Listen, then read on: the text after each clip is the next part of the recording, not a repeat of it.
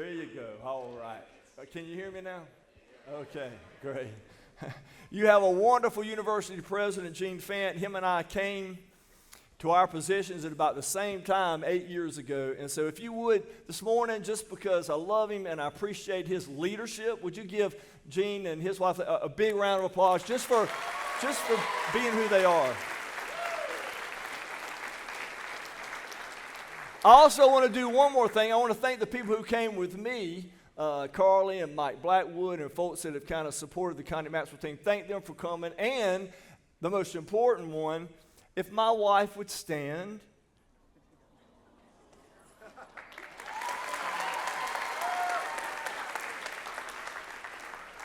Transformational leadership never forgets that, guys. Always recognize your wife, all right? Okay, just for a moment. Dear God, if there's something you want us to hear, help us to hear it.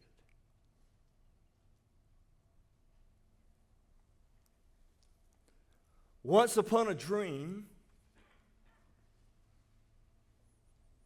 long time ago, far, far away in a small southern town named Hartsville, a baby boy was born and left alone at the hospital. This story is a story about redeeming love. This story is a story about rescue and adoption. A story about transforming leadership. Good morning, North Greenville University. I am Danny Nicholson, president at Connie Maxwell Children's Ministries. And I'm here to talk with you this morning about God's perspective of transforming leadership. Now, before you check out, and you're going to need this one day, and it took me 60 years to gain it. So just barrel in for about 30 minutes, carry something away that'll make you a better person, a better business person, a better Christian than you were when you walked in here. Now, to truly understand this, you got to step back and see the whole picture. And I want to start by sharing my story and helping you better understand what scriptures say about God writing my story. Listen to Psalm 139. Listen like you never have before. Listen to 139 of Psalms. Thou didst form my inward parts. Thou didst weave me in my mother's womb.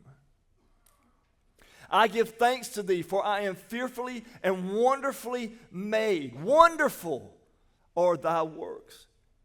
And my soul knows very well. My frame was not hidden from thee. When I was made in secret and skillfully wrought in the depths of the earth, thine eyes have seen my unformed substance. And in thy book, they were all written. The days that were ordained for me, when as yet there was not one of them. God formed our inward parts. He ordained our days. He weaved us together in our mother's womb. God wrote my story. God wrote your story. Now join me for just a few minutes and looking a little deeper into my story.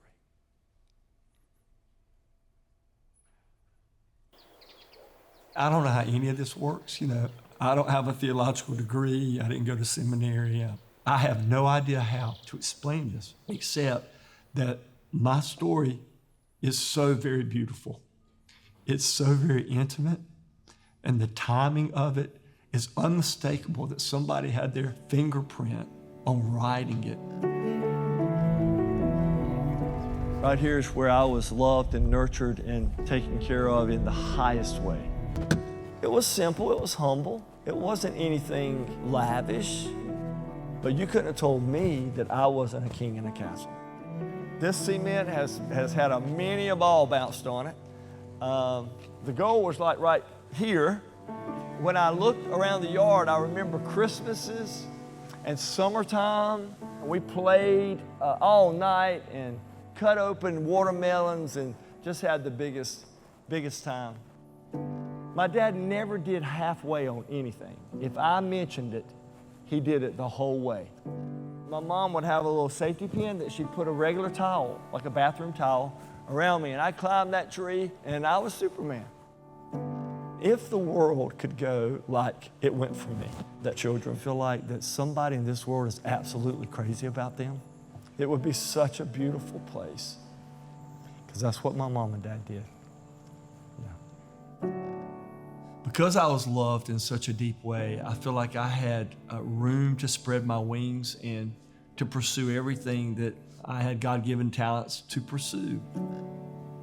I loved basketball, I loved running. I ran my way into college and a scholarship, and I met my wife. I got my first job. I got into music and traveled for 12 years. I was at 8 different colleges and universities over 35 years and raised over $100 million. But I never really felt I had done exactly what I needed to do. In that brokenness moment, I told the story, we were at a seafood restaurant in Garden City. I was moping around, licking my wounds, trying to figure out what was next, when a little 5 or 6-year-old African-American boy started running around Deborah and I. Then he came back around to Deborah and asked her if she wanted to sleep over tonight. And we laughed because he was just precious, innocent. But I looked up and I saw a white couple watching him. And so I got up, walked over to them, and I said, hey, that's a special kid.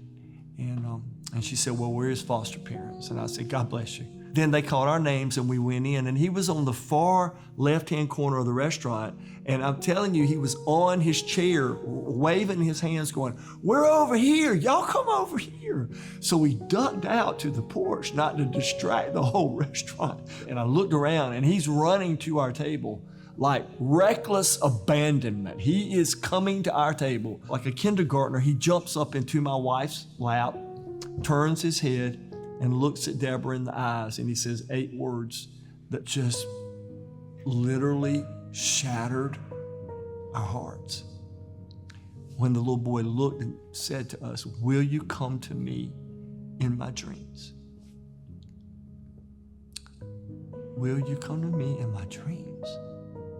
Even when you're way far off and think you're way far on, you raised $100 million, you're on your way to someplace that feels like it mattered that you lived. It's as if God tapped me on the shoulder and said, I'm going to give you a chance to really see what I made you for. September 1, 2017, we truly gave our lives to Jesus and children.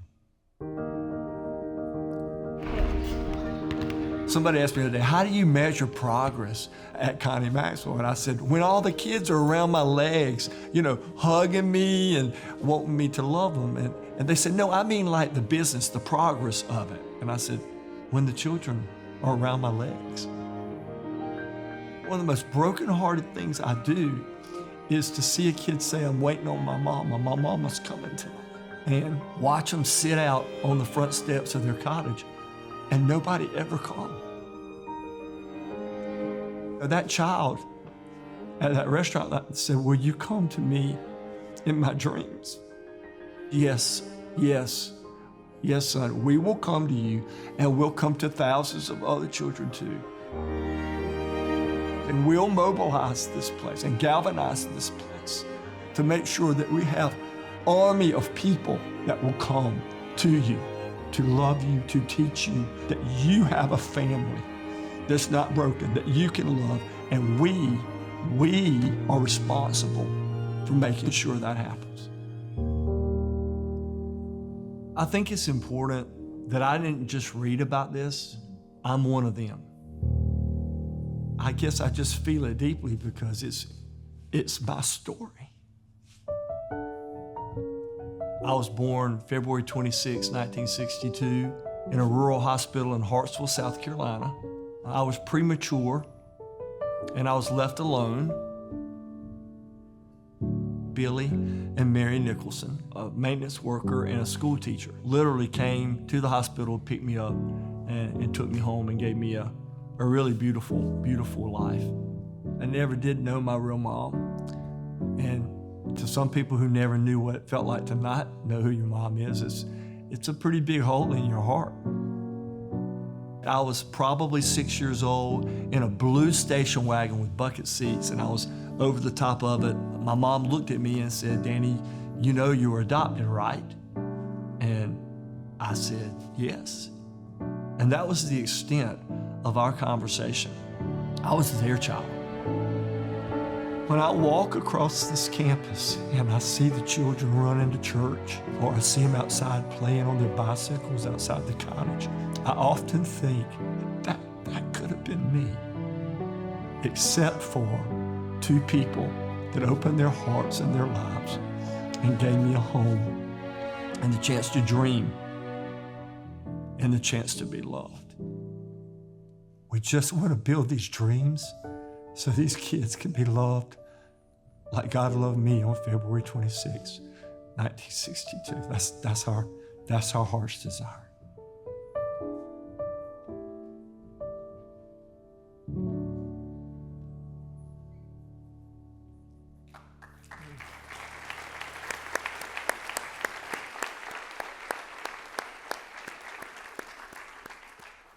I've shown that 100,000 times, and I lose it every single time because it's a beautiful thing. One of my dreams today is that one of you in this room will feel called to one day take a child home.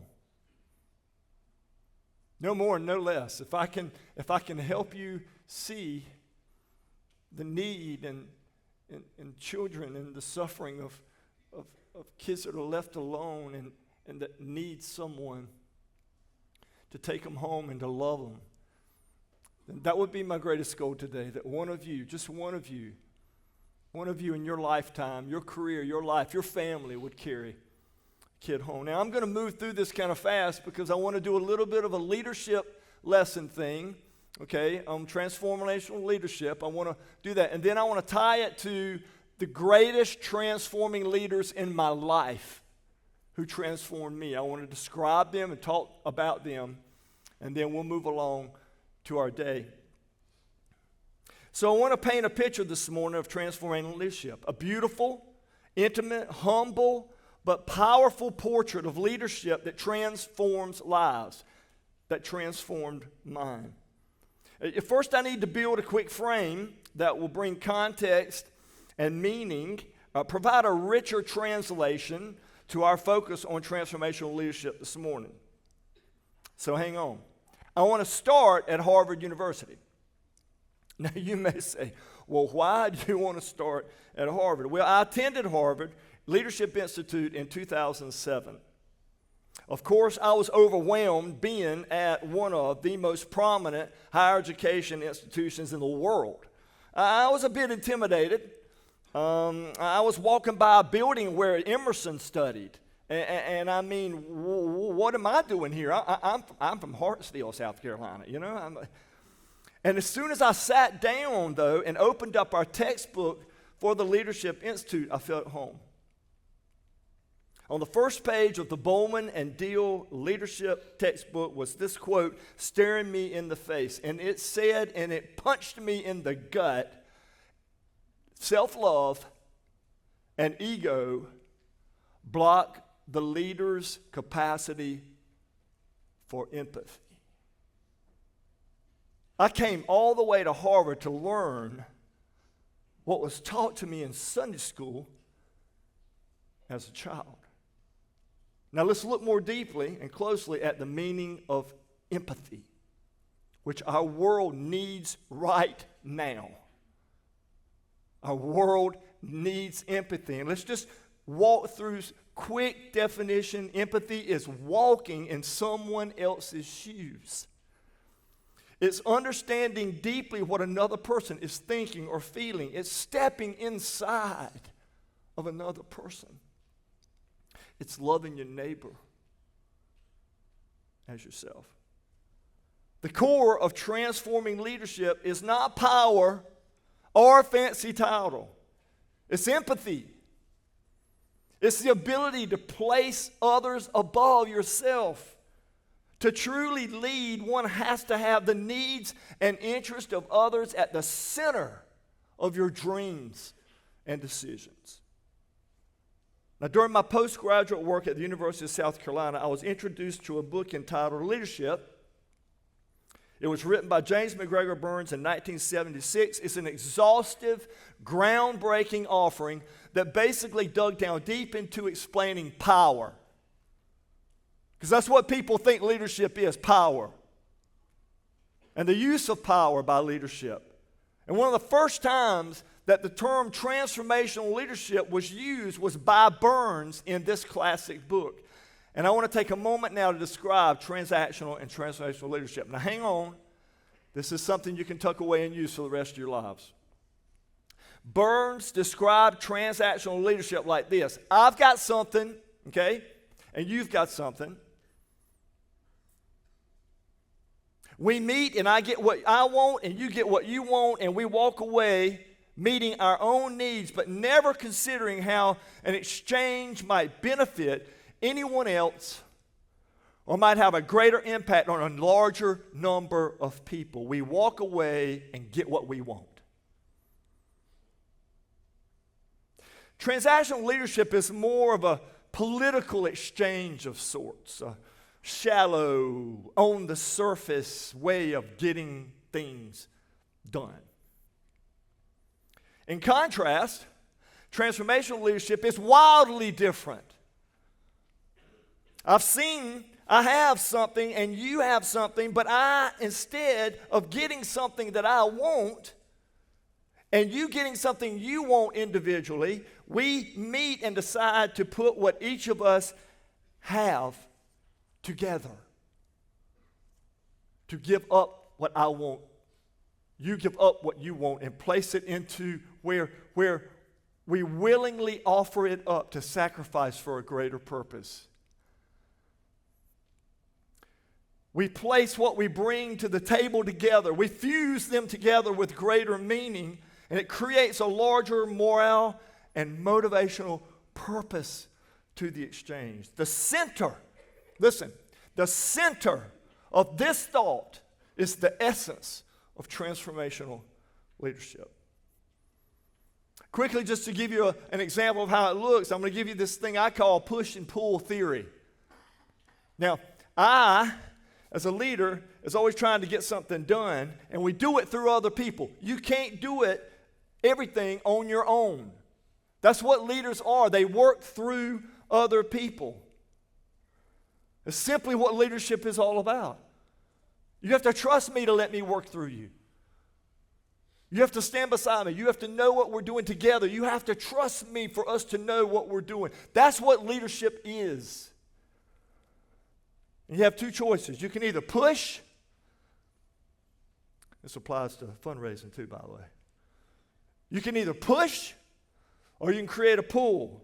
Now let me explain to you. Let me show you real quick. And usually I'm close enough where I can push somebody. And if I were, I'd push it, but I ain't got a lot of time, right? And when I push somebody, they usually they back up at you.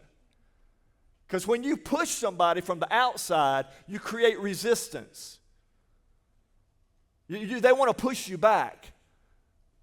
That's sort of coercive. That's on the outside. It's making you do something. And the truth is, that'll last for a day. But leadership is after something that will last forever. You won't get it done that way tomorrow. The pull is something where you inspire somebody from within on creating motivation inside the follower. It happens within another person. It's a motivation created by a mutual interest that benefits the follower, the leader, and others. So in relation to these attributes of transformational leadership, empathy, sacrifice, humility, placing others first, I want to state definitively this morning, clear, convictingly, of all my life and all I've seen and all the leaders I've worked for and everything that I've read and looked at. Listen closely to this. Jesus was the greatest transformational leader the world has ever known. Listen closely to this statement. When Jesus wanted to lead, when Jesus wanted to change the world, when Jesus wanted to change you, he died. He died when he wanted to change you. He died. He placed my need above his own in the greatest way. He died to change me. Then he rose from the dead and ultimately sent his Spirit to live where? Inside of us. His transforming leadership changed us from the inside out. Now, I don't know how I'm running on time, but please let me walk this out. Stay with me, because I'm going to talk about, in respect and honor, the greatest transformational leaderships of my life. The greatest leaders who changed me. My father's name was Billy. My mother's name was Mary. He was a maintenance worker, and she was a school teacher. And they were humble, blue-collar, hard-working people who wanted a baby boy. So they picked me up at Byerly Hospital on February 26, 1962, and they gave me a home. They adopted me. And every time I walk across Connie Maxwell's campus, I think of my mom and dad. I watch the children's faces that are in our care, and I think, without my mom and dad's love, where would I have been? Where would you have been? On the street? All alone, hungry? Lost? Abandoned? You see, I honor my mom and dad today because when I was left alone, lost in the brokenness of this world, they adopted me. They made me their own. At its core, the meaning of the word adoption is to desire, to cherish, to choose. What is really special is that I'm not the only adopted child in this room. We are all adopted. We are all desired. We are all cherished. And by God's grace, we are all chosen. Ephesians 1:5 says this: God decided in advance to adopt us into his own family by bringing us to himself through Jesus Christ. This is what he wanted to do, and it gave him great delight. Now, I know you've got a lot on your mind and you've got a lot to do today, but stop for a moment, take a deep breath, and think of this thought. The creator of the universe gave great delight in cherishing you. To choose you. To be a part of his family. What an incredible thought. One that I often find hard to fathom or even comprehend. God chose you. And the Father chose me. One of the privileges of my life was that God allowed me the honor and the blessing of holding both my mama and my daddy in my arms when they died. I prayed to him, please, Lord, don't ever let them leave without me telling them how much I love them and what they did for me before they take their last breath. And he honored that. My dad died 12 years ago now. And after he died, I was fumbling through his closet and I found an old orange canvas box The truth is, my dad was a man of few words, and he only spoke the words, "I love you," to me 3 times in my entire life. I would have never guessed that he kept any of the handwritten letters that I sent him through the years. But when I opened that box, they were all there. Every single one of the letters I had sent him. And there beside those letters was my adoption papers. Onion thin paper, like the old days, fragile and brittle. And so I opened them carefully. And there, written in a blank space, was the name they decided to call me before I ever had a real name. Baby boy. I never heard that before. Baby boy. Interestingly enough, a few months before my mom died, I started saying, "Good night, Mama," before we ended our phone calls at night, and she would reply, "Good night, baby boy." That tendered my heart every single time she said it. And this morning, just briefly to help you understand the heart of God more and to help you understand how much you were chosen and loved, I want to help you know my Father just a little more deeply. And I hope you'll think of your father and your mother, the ones that are responsible for you being here. And as imperfect as they are, you wouldn't have made it this far without somebody to love you late at night, tuck you in, read you the Bible, make sure you had food. So think deeply with me in your heart about the people that love you. You see, I remember it like it was yesterday. We were at our beach home, which Dad purchased for $900 in 1957. It was on the marsh and a block from the ocean. And people hate me for saying that, right? And I'd say, "Dad, that was the best investment you ever made." And he said, "It's the only investment I ever made," you know. And he would say it, over and over, but he was sleeping all the time. And me and my mom were worried. And it finally got so bad that we carried him down the steps and laid him in the back of the car and transported him to the hospital back home. You see, my dad had a rare heart disease, and it had incapacitated his heart pump, and his heart was only working at 23% capacity. It was a very serious matter. The doctor told me that night if we didn't find him a heart, he'd die. He had already been on the list for a year and a half, and you may not know this, but a high percentage of patients on a heart transplant list die because they never find the right match. My mom and I went home that night with our heads bowed and our hearts heavy. In fact, when I laid down to go to sleep, I just prayed. I said, "God, this is in your hands." And you see, God's hands begin when our hands end. I had no place else to go. So I cried out to God, and then I finally drifted off to sleep. Early that next morning, I was awakened by the phone ringing like an alarm clock. I was startled and answered the phone as quick as I could, and it was the hospital. And they were frantically telling me that a heart had been found.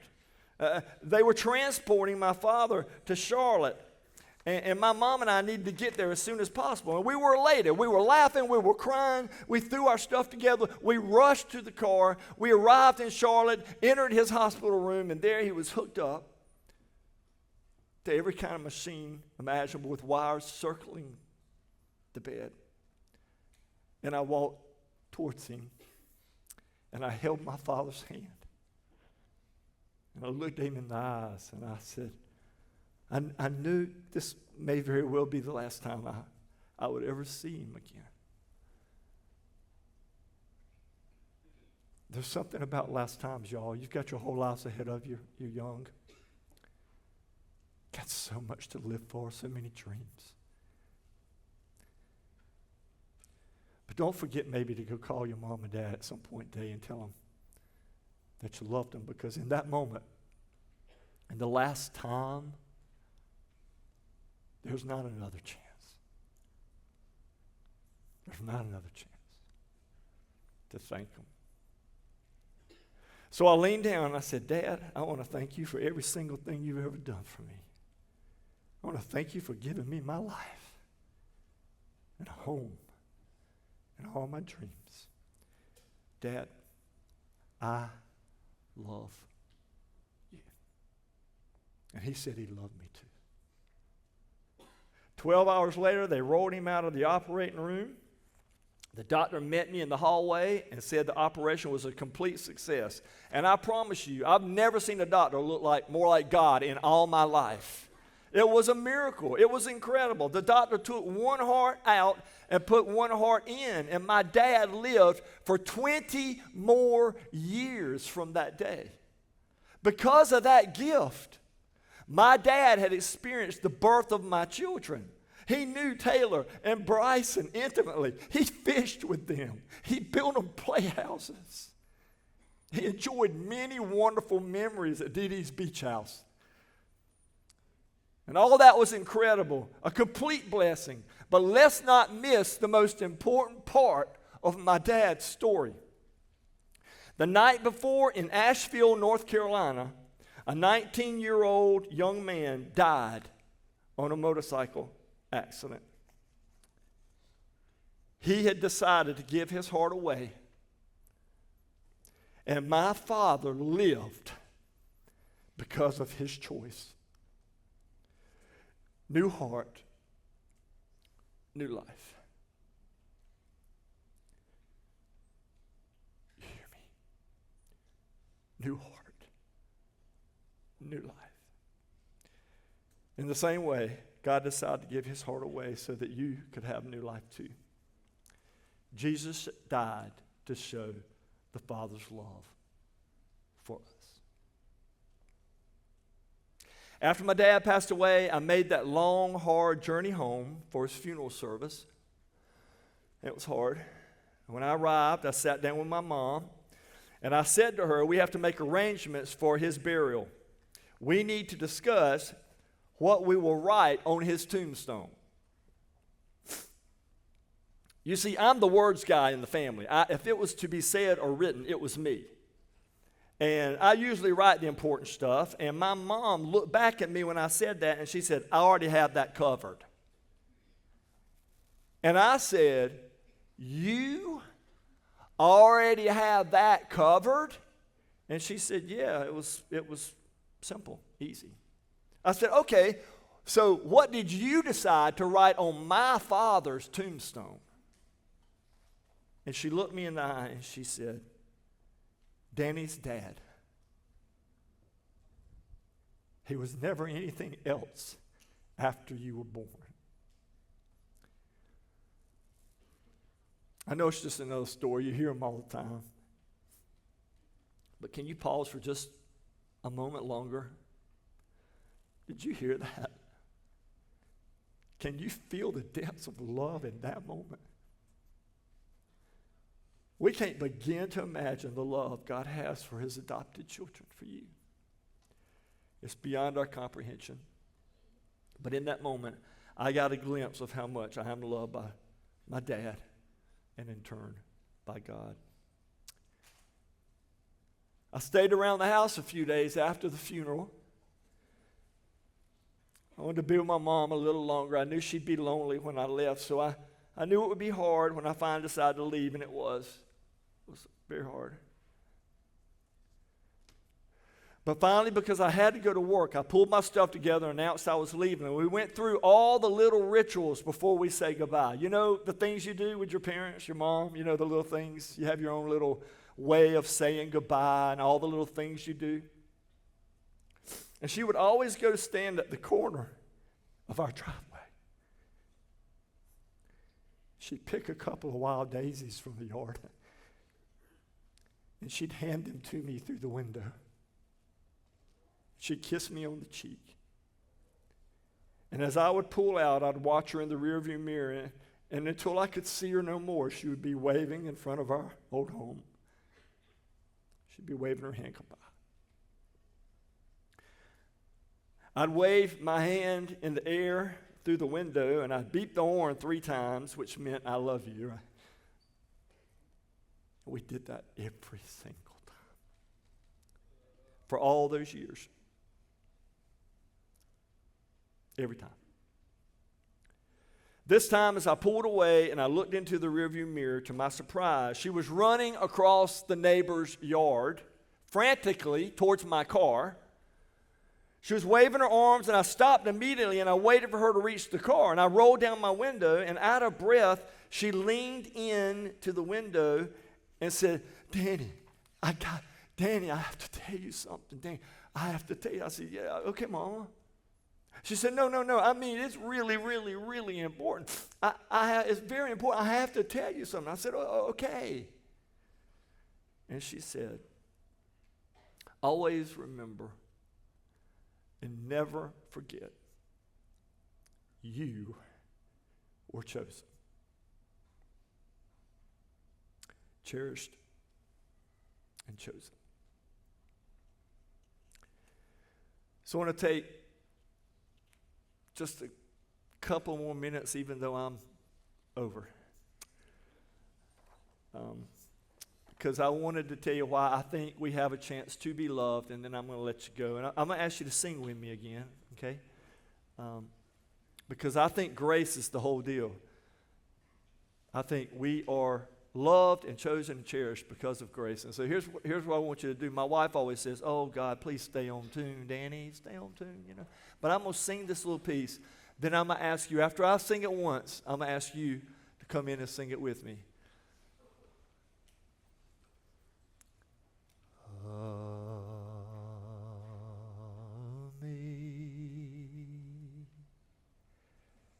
Amazing grace, how sweet the sound that saved a child like me.